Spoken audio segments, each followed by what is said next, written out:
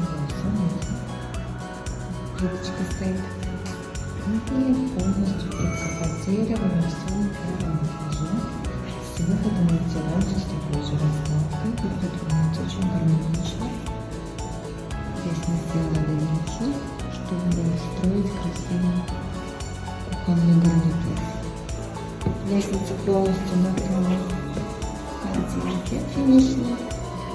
Здесь у нас идет переход, стыковка лестницы с паркетной доской. Вот такая паркетная